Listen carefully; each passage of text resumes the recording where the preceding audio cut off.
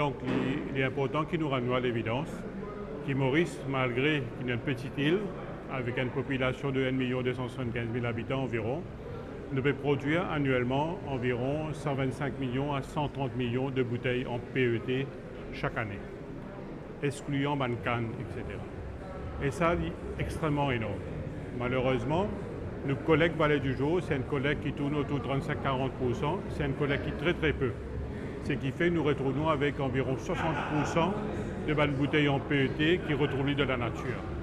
Donc Vallée du Jour, ça qui nous paie, bon, disons, au niveau du ministère de l'Environnement, nous pouvons venir avec une série de bons règlements. D'ailleurs, Vallée du Jour, nous pouvons travailler avec différentes regulations.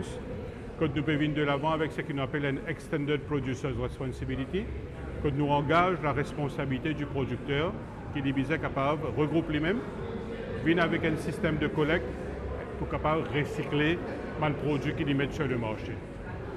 Aussi, nous pouvons aussi, là, Vallée du Jour, nous prenons note avec beaucoup de satisfaction aussi, qui est une compagnie telle que Felix Beverages, y compris Coca-Cola, qui peut venir de l'avant avec un projet pareil, qui peut permettre à ses clients, d'une part, conscientiser la population de la nécessité pour collecter des bouteilles en PET, conscientise la population aussi qu'il est extrêmement important qu'ils retournent des bouteilles en PET, et aussi, une fois qu'ils ont une bouteille-là, pour récolter et les pousser pour capable de recycler et produire d'autres produits.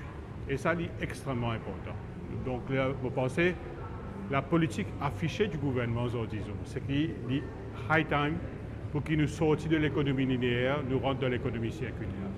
Arrête avec sa mentalité, produire, consommer, jeter.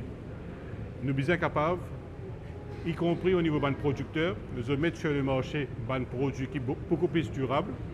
Et deuxième part, une fois qu'ils nous finissent de collecter ces produits-là, nous sommes bien capables de permettre à ce qu'ils nous injectent ces produits-là dans la chaîne de production. Et ça, c'est extrêmement important. Nous arrêtons de considérer les déchets comme une fatalité. Nous considérons les déchets comme une ressource pour la production d'autres produits. Voilà. Donc, c'était un objectif des assises de l'environnement qui fait en 2020 par là. Oui, les assises de l'environnement qui fait en décembre 2019. Hein. Suivant les assises, nous finissons avec une roadmap pour les prochains 10 ans. Et nous sommes capables de dire que cette roadmap-là, il finit prêt, il finit implémenté.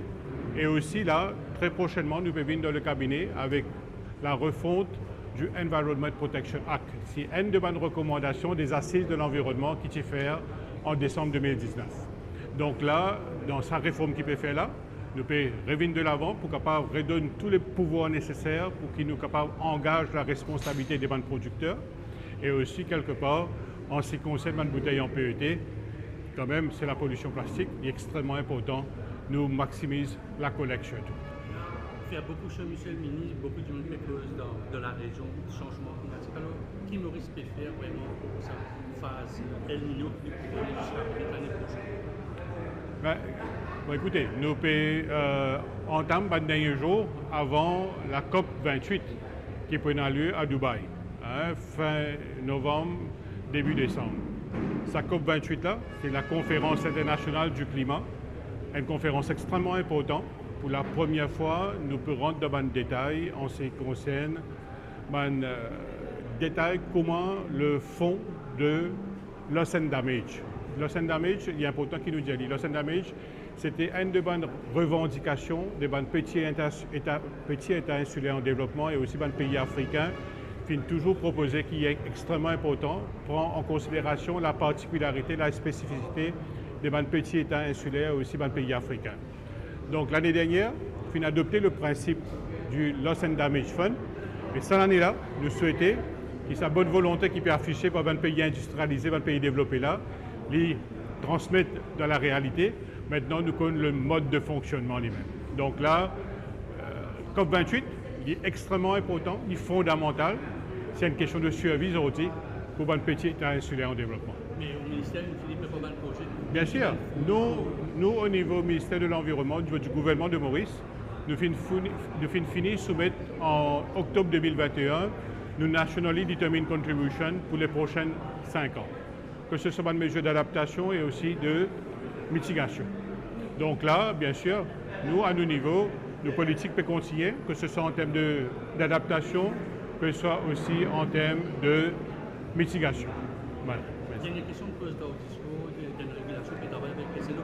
En quoi ça va intéresser le secteur? Donc, en ce qui concerne différents embouteilleurs, embouteilleurs en plastique surtout, nous travaillons en étroite collaboration avec les embouteilleurs, bien sûr, et aussi avec le State Law Office. Nous finissons avec une Proposed Regulations que nous pouvons introduire la responsabilité élargie des producteurs.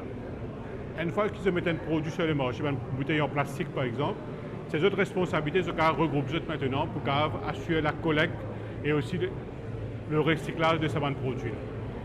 Et ces regulations là pour introduire pour la première fois aussi un système de deposit refund pour une bouteille en plastique. Donc nous pouvons finaliser toutes ces regulations là avec le State Law Office et nous pensons très prochainement nous pourrons rendre les publics.